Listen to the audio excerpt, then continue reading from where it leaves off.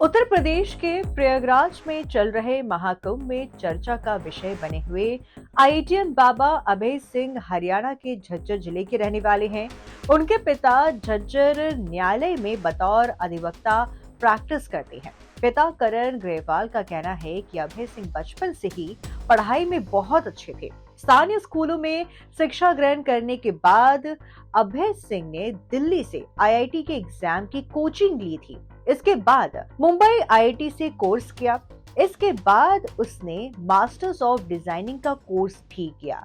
इतना ही नहीं, अभय सिंह ने देश की राजधानी दिल्ली और कनाडा में भी प्रतिष्ठित कंपनियों में नौकरी की, मगर उसके बाद वो कनाडा छोड़कर वापस से भारत लौट आया। देश वापस लौटने के बाद अभय सिंह सर्दियों में मनाली, शिमला, हरिद्वार समेत कई अन्य जगहों पर घूमता फिरता रहता था। पिता करण ग्रेवाल का कहना है कि उनकी बाबा अभय सिंह से करीब 6 महीने पहले बात हुई थी।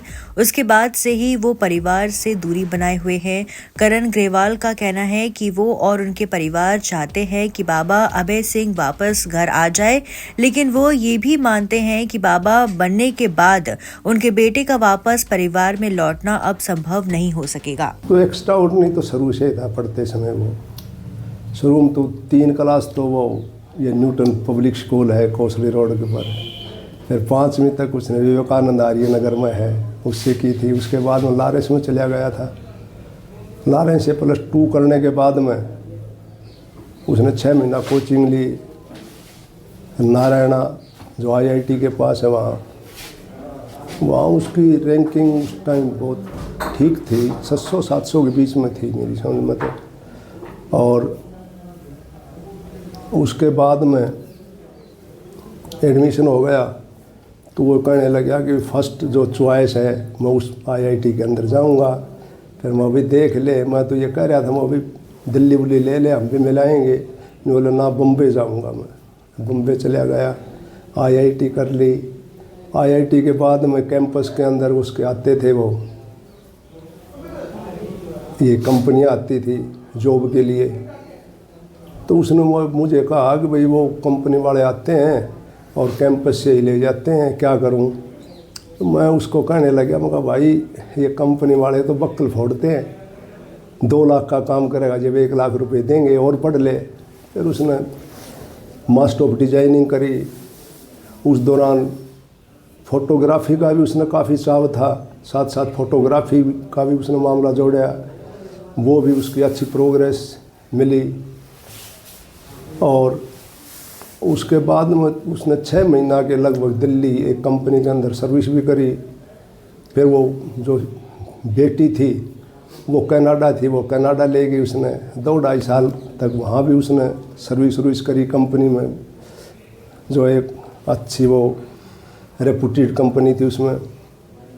उसके बाद में कहने लगा भाई मैं तो नौकरी नहीं करूँगा और मैं तो इंडिया आऊँगा। तो मैंने यस कर दी, आ गया।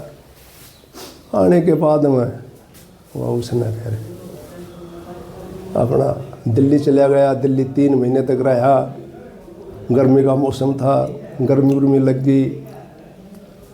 उसके बाद में मैंने उसको टेलीफोन में वो मैसेज कराया व्हाट्सएप पर, भाई धन दौलत और साम्राज्य तो फिर मिल जाते हैं, परंतु ज़िंदगी चली गई तो फिर कुछ नहीं मिलेगा। फिर वो मसूरी की तरफ, धर्मशाला और मसूरी की तरफ चला गया। उसके बाद में उसने अपना ये फैसला ले लिया सन्यासी बनने का। जब ये फैसला लिया अचानक लिया गया या फिर पहले ही उनकी कोई ऐसा था कि वो इस वेश में जाए? वैसे तो इस साइड में तो उसका काफ़ी अर्धकुंभ था, उज्जैन में भी वो गया था, घूमता फिरता तो वो रहता था हमेशा। क्योंकि एक मेरे पास एक किताब थी राहुल संस्कृत्यान की घुमक्कड़ शास्त्र, वो भी उसने पढ़ी थी और उससे वो उस किताब से काफ़ी प्रभावित भी था।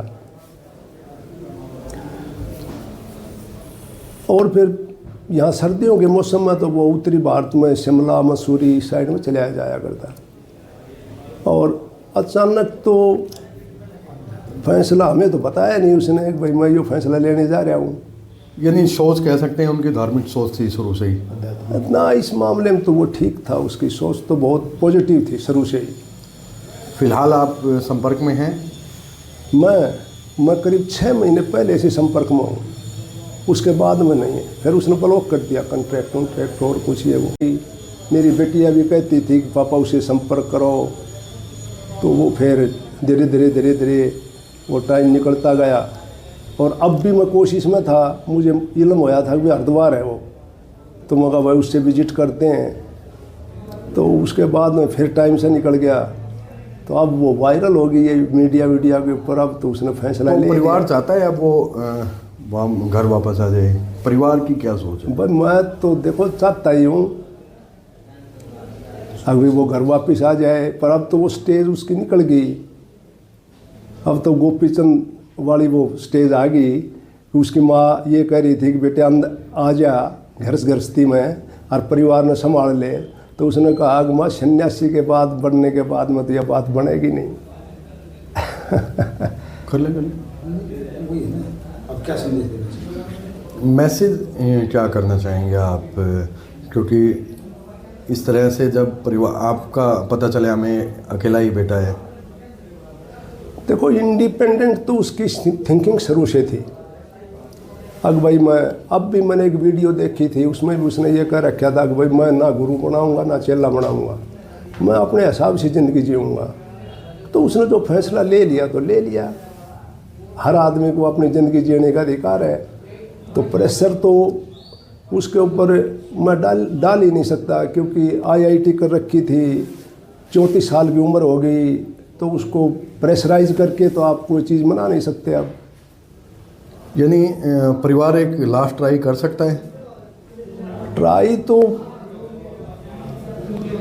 कोशिश तो कर लेंगे, परंतु मुझे दिल में ऐसा लगता है कि भी स्टेज पर जाने के बाद में हमारी बात मानने वाला वो है नहीं। अब